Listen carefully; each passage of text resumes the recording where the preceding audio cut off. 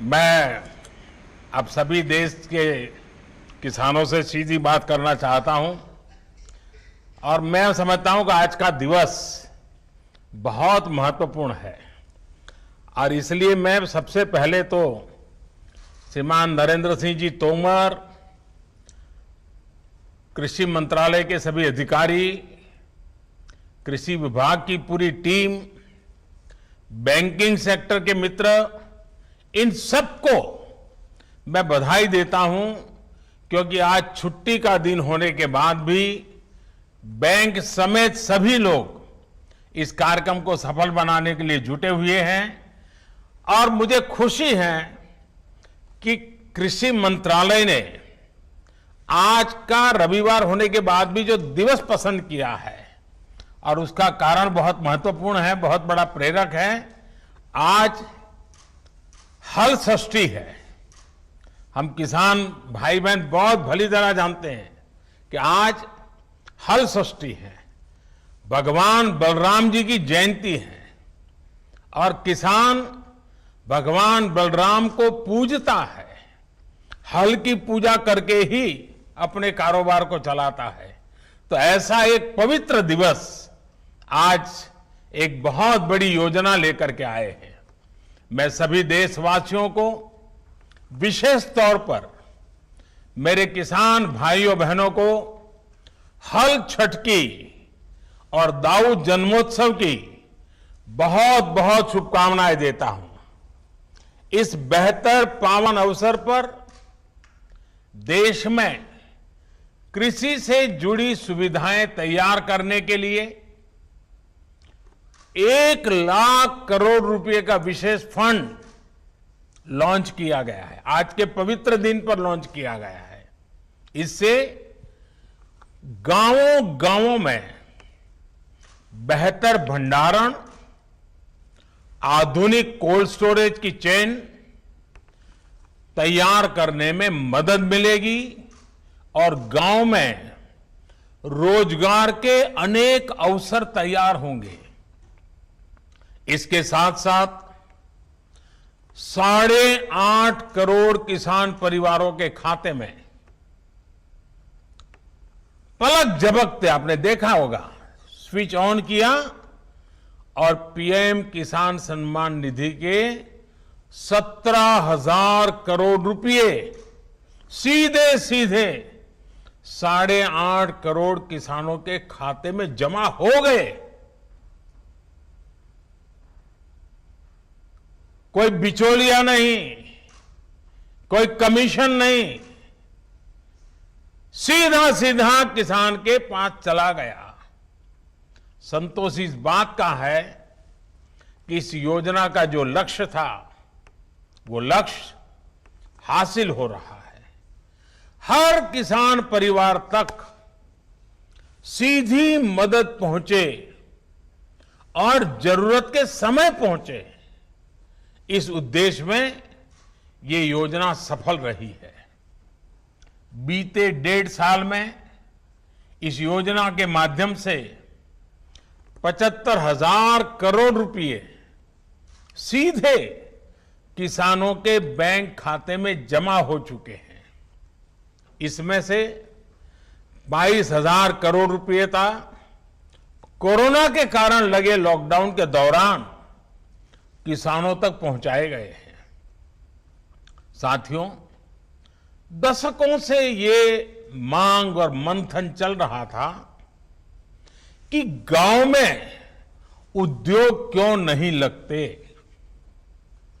जैसे उद्योगों को अपने उत्पाद का दाम तय करने में और उसको देश में कहीं पर भी बेचने की आजादी रहती है, वैसी सुविधा किसानों को क्यों नहीं मिलती। ये अन्याय किसानों के साथ क्यों हो रहा है। अब ऐसा तो नहीं होता कि अगर साबुन का उद्योग किसी शहर में लगा है तो उसकी बिक्री सिर्फ उसी शहर में होगी। कि साबुन तो देश के हर कोने में, दुनिया में कहीं पर भी बिक सकता है। लेकिन खेती में अब तक ऐसा नहीं होता था। जहां अनाज पैदा होता है तो किसान को स्थानीय मंडी में जाकर के ही उसको बेचना पड़ता था। इसी तरह ये भी मांग उठती रही कि अगर बाकी उद्योगों में कोई बिचौलिए नहीं है तो फसलों के व्यापार में ये बिचौलिए क्यों होने चाहिए।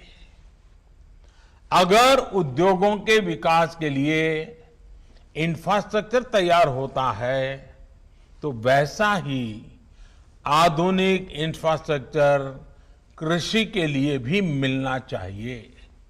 साथियों, अब आत्मनिर्भर भारत अभियान के तहत किसान और खेती से जुड़े इन सारे सवालों के समाधान ढूंढे जा रहे हैं।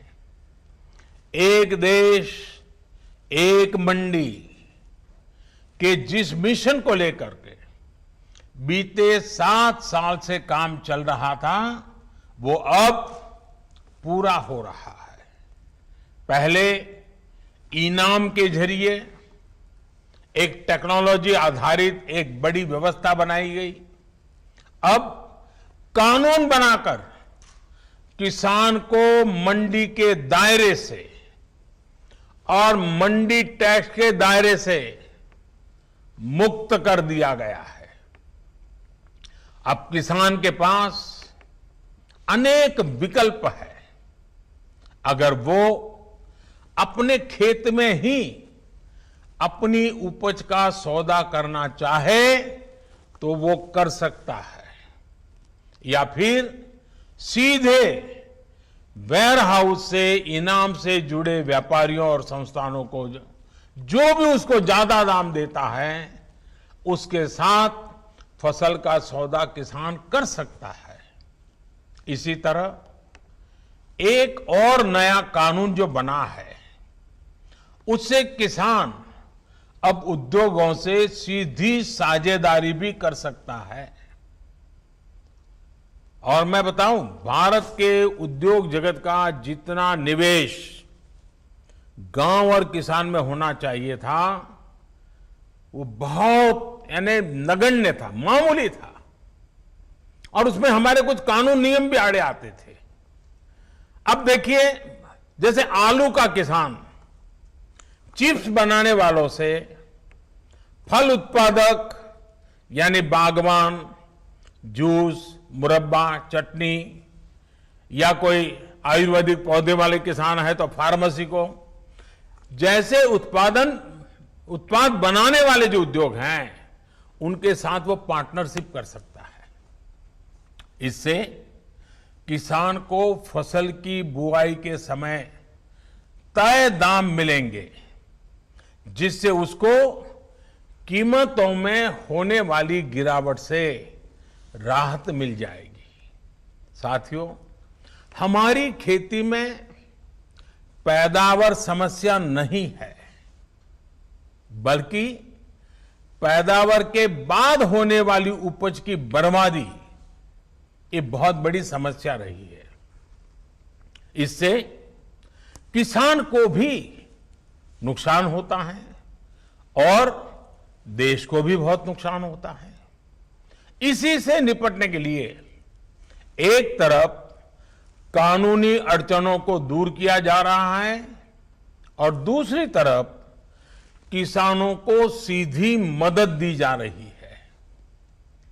अब जैसे आवश्यक वस्तुओं से जुड़ा एक कानून हमारे देश में बना था और कई दशकों पहले बना था, लेकिन वो क्यों बना था?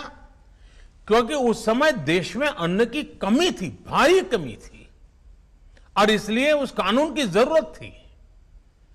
लेकिन आज तो अन्न के भंडार इतने भरे पड़े हैं कि इस प्रकार की रोक किसान का भी, अर्थव्यवस्था का भी और कंज्यूमर का भी नुकसान होता है।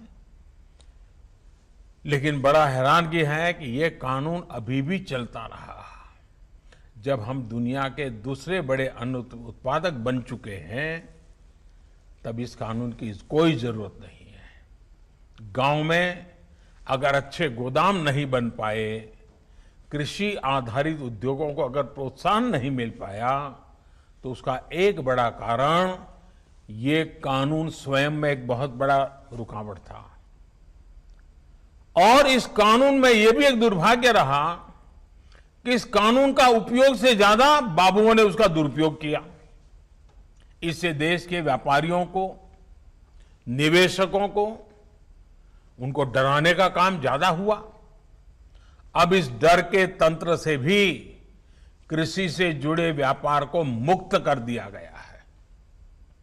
इसके बाद अब व्यापारी, कारोबारी गांवों में स्टोरेज बनाने में और दूसरी व्यवस्थाएं तैयार करने के लिए आगे आ सकते हैं। साथियों, आज जो एग्रीकल्चर इंफ्रास्ट्रक्चर फंड लॉन्च किया गया है, इससे किसान अपने स्तर पर भी गांवों में भंडारण की आधुनिक सुविधाएं बना पाएंगे। इस योजना से गांव में किसानों के समूहों को, किसान समितियों को, एफपीओ उनको वेयर हाउस बनाने के लिए, कोल्ड स्टोरेज बनाने के लिए, फूड प्रोसेसिंग के जुड़े उद्योग लगाने के लिए 1 लाख करोड़ रुपए की मदद मिलेगी। 1 लाख करोड़ रुपया इस काम को गति देने के लिए बहुत बड़ी ताकत है। ये जो धन किसानों को उद्यमी बनाने के लिए उपलब्ध कराया जाएगा और उस पर 3% ब्याज की छूट भी मिलेगी। थोड़ी देर पहले ऐसे ही कुछ किसान संघों से मेरी चर्चा हुई अभी, जो सालों से इस किसानों की मदद कर रहे हैं, संगठन बना करके कुछ न कुछ नई नई कल्पनाएं के साथ आगे बढ़ रहे हैं। इस नए फंड से देश भर में ऐसा काम करने वाले संगठनों को बहुत बड़ी ताकत मिलेगी, बहुत बड़ी मदद मिलेगी। साथियों, इस आधुनिक इंफ्रास्ट्रक्चर से कृषि आधारित उद्योग लगाने में एक बहुत बड़ा बदलाव आएगा और बहुत बड़ी गति आएगी। आत्मनिर्भर भारत अभियान के तहत हर जिले में मशहूर उत्पादकों के साथ देश और दुनिया के मार्केट तक पहुंचाने के लिए एक बड़ी योजना बनाई गई है। इसके तहत देश के अलग अलग जिलों में गांव के पास ही कृषि उद्योगों के क्लस्टर बनाए जा रहे हैं। साथियों, अब हम उस स्थिति की तरफ बढ़ रहे हैं जहां गांव के कृषि उद्योगों से फूड आधारित उत्पाद शहर जाएंगे और शहरों से दूसरा औद्योगिक सामान बनकर गांव पहुंचेगा। यानी ये 2 वे चलेगा। और यही तो आत्मनिर्भर भारत अभियान का संकल्प है और जिसके लिए हम सबको मिलकर के एक नए तरीके से, नई सोच के साथ, नए संकल्प के साथ काम करना है। अब सवाल ये उठता है कि जो कृषि आधारित उद्योग लगने वाले हैं, उनको कौन चलाएगा? इसमें भी ज्यादा हिस्सेदारी हमारे छोटे किसानों के बड़े बड़े समूह, जिनको हम एफपीओ कह रहे हैं या फिर हम उसको किसान उत्पादक संघ कह रहे हैं, इन्हीं के द्वारा होने वाली है। और इसके लिए बीते 7 साल से एफपीओ किसान उत्पादक समूह इसका एक बड़ा नेटवर्क बनाने का अभियान चलाया है। आने वाले सालों में ऐसे 10,000 नए एफपीओ किसान उत्पादक समूह पूरे देश में बने, इस पर सभी राज्यों के साथ मिलकर के काम को आगे बढ़ाने पर बल दिया जा रहा है।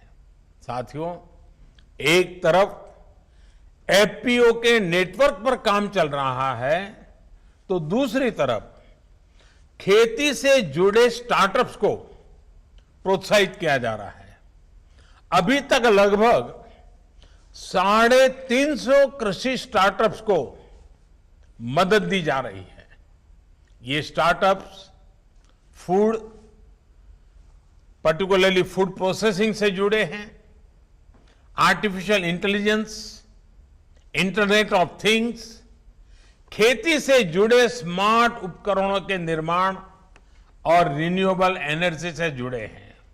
साथियों, किसानों से जुड़ी ये जितनी भी योजनाएं हैं, जितने भी रिफॉर्म्स हो रहे हैं, इनके केंद्र में हमारा छोटा किसान है और हमारे देश में सबसे ज्यादा संख्या छोटे किसानों की है। यही छोटा किसान है जिस पर कोई भी आपत्ति आए तो सबसे ज्यादा परेशानी छोटे किसान को होती है, और यही छोटा किसान है जिस तक सरकारी लाभ पूरी तरह पहुंचे, ये हमारा संकल्प है। बीते 6-7 सालों से इसी छोटे किसान की स्थिति को बदलने का हम निरंतर और बड़े सुविचारित ढंग से प्रयास कर रहे हैं। छोटे किसान को देश की कृषि के सशक्तिकरण से भी जोड़ा जा रहा है, और वो खुद भी सशक्त हो, ये भी उतना ही जरूरी है। साथियों, 2 दिन पहले ही देश के छोटे किसानों से जुड़ी एक बहुत बड़ी योजना की शुरुआत की गई है, जिसका आने वाले समय में पूरे देश के किसानों को बहुत बड़ा लाभ होने वाला है। देश की पहली किसान रेल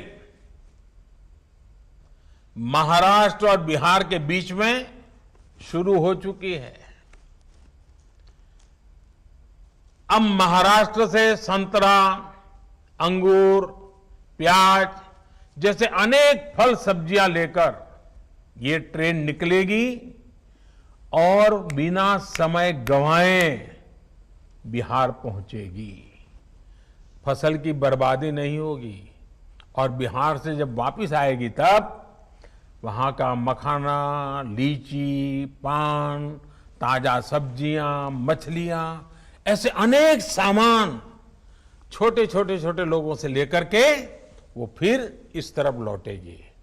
यानी बिहार के छोटे किसान मुंबई और पुणे जैसे बड़े शहरों से सीधे कनेक्ट हो गए हैं।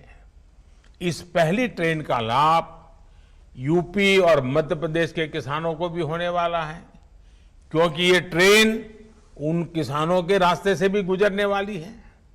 इस ट्रेन की खासियत ये है कि ये ट्रेन पूरी तरह से एयर कंडीशन है, यानी एक प्रकार से ये पटरी पर दौड़ता हुआ कोल्ड स्टोरेज है। ये कोल्ड स्टोरेज ही दौड़ता रहेगा, जाएगा, आएगा, सामान लाएगा, छोड़ेगा। इससे दूध, फल, सब्जी, मछली पालक, ऐसे हर प्रकार के किसानों को भी लाभ होगा, और शहर में इनका उपयोग करने वाले उपभोक्ताओं को भी लाभ होगा। ताजा चीजें मिलेगी उनको, और जहां से उनको अच्छी चीज चाहिए वहां से मिलेगी। किसान को लाभ ये होगा कि उसको अपनी फसल स्थानीय मंडियों या हाट बाजारों में मजबूरन कम दाम पर बेचना नहीं पड़ेगा। उसकी मजबूरी जाएगी। ट्रकों में फल सब्जी जिस प्रकार बर्बाद हो जाते थे, उससे भी मुक्ति मिलेगी, और ट्रकों के मुकाबले भाड़ा भी कई गुना कम हो जाएगा। शहरों में रहने वाले साथियों को लाभ ये होगा कि अब मौसम के कारण या दूसरे संकटों के समय फ्रेश फल सब्जियों की जो कमी हो जाती थी वो भी नहीं होगी और कीमत पर भी जो कभी कभी खेल खेलने का लोगों को मौका मिल जाता था वो भी बंद हो जाएगा। इतना ही नहीं, इससे गांवों में छोटे किसानों की स्थिति में एक और परिवर्तन आएगा। अब जब देश के बड़े शहरों तक छोटे किसानों की पहुंच हो रही है तो वो ताजा सब्जियों उगाने की दिशा में आगे बढ़ेंगे, पशुपालन और मत्स्य पालन की तरफ भी प्रोत्साहित होंगे। इससे कम जमीन से भी अधिक आय का रास्ता खुल जाएगा। रोजगार और स्वरोजगार के अनेक नए अवसर खुलेंगे। साथियों, ये जितनी भी कदम उठाए जा रहे हैं इनसे 21वीं सदी में देश की ग्रामीण अर्थव्यवस्था की तस्वीर भी बदलेगी। कृषि से आय में भी वृद्धि होगी। हाल में मिल गए हर जितने भी निर्णय लिए गए हैं, हर निर्णय आने वाले समय में गांव के नजदीक ही व्यापक रोजगार तैयार करने वाले अनेक अवसर इससे होने वाले हैं। गांव और किसान आपदा में भी देश को कैसे संबल दे सकता है ये बीते 6 महीने से हम देख रहे हैं। ये हमारे किसान ही हैं जिन्होंने लॉकडाउन के दौरान देश को खाने पीने की जरूरी सामान की समस्या नहीं होने दी। देश जब लॉकडाउन में था तब हमारा किसान खेतों में फसल की कटाई कर रहा था और बुआई के नए रिकॉर्ड बना रहा था। लॉकडाउन के पहले दिन से लेकर के दीपावली और छठ तक के 8 महीनों के लिए 80 करोड़ से ज्यादा देशवासियों तक अगर मुफ्त राशन आज हम दे पा रहे हैं, पहुंचा पा रहे हैं, तो उसके पीछे भी हमारे सामर्थ्य के साथ साथ हमारे इन किसानों की तपस्या जुड़ी है, उनकी मेहनत जुड़ी हुई है। तब जाकर के, और ये दुनिया का सबसे बड़ा प्रोजेक्ट है। 80 करोड़ परिवारों को, 80 करोड़ लोगों को 8 महीने तक मुफ्त में खाना मिले, कोई गरीब रात को भूखा न सो जाए। अगर हमारे किसानों ने ये तपस्या न की होती, इतना बड़ा काम न किया होता, तो शायद ये हम भी चाहते हुए भी शायद न कर पाते। साथियों, सरकार ने भी सुनिश्चित किया कि किसान की उपज की रिकॉर्ड खरीद हो, जिससे पिछली बार की तुलना में करीब 27,000 करोड़ रुपए ज्यादा किसानों की जेब में पहुंचा है। बीज हो या खाद, इस बार मुश्किल परिस्थितियों में भी रिकॉर्ड उत्पादन किया गया और डिमांड के अनुसार किसान तक पहुंचाया गया। यही कारण है कि इस मुश्किल समय में भी हमारी ग्रामीण अर्थव्यवस्था मजबूत है। गांव में परेशानी कम हुई है। हमारे गांव की ये ताकत देश के विकास की गति को भी तेज करने में अग्रणी भूमिका निभाए। इसी विश्वास के साथ आप सभी किसान साथियों को मेरी तरफ से बहुत बहुत शुभकामनाएं हैं। भगवान बलराम के हम पर आशीर्वाद बने रहे। कोरोना को गांव से बाहर रखने में जो प्रशंसनीय काम मेरे किसान भाई बहनों ने, हमारे गांव वालों ने किया है, उसको आप जरूर जारी रखेंगे। 2 गज की दूरी और मास्क है जरूरी, ये मंत्र पर अमल करते रहें, सतर्क रहें, सुरक्षित रहें। भगवान बलराम के आशीर्वाद सदा सर्वदा आप पर बना रहे, इसी शुभकामना के साथ सभी मेरे देश के किसान भाइयों बहनों का मैं हृदय से बहुत बहुत आभार व्यक्त करता हूं। धन्यवाद।